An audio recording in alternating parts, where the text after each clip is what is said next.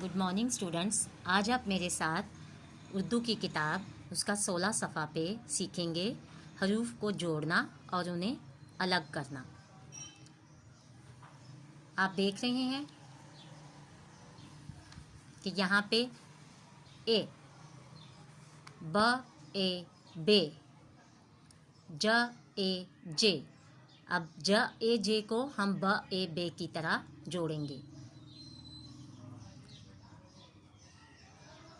ज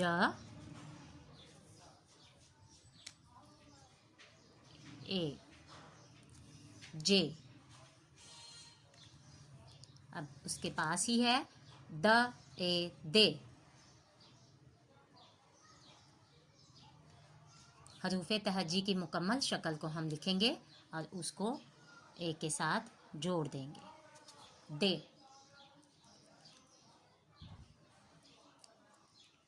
स। हरूफ तहजी के मुकम्मल शक्ल को हम लिख के उसके साथ हम ए को लिख देंगे और से।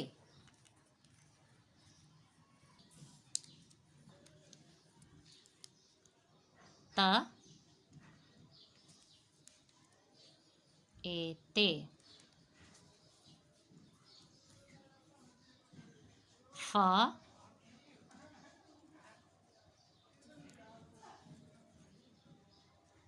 ए फे। क ए के। ल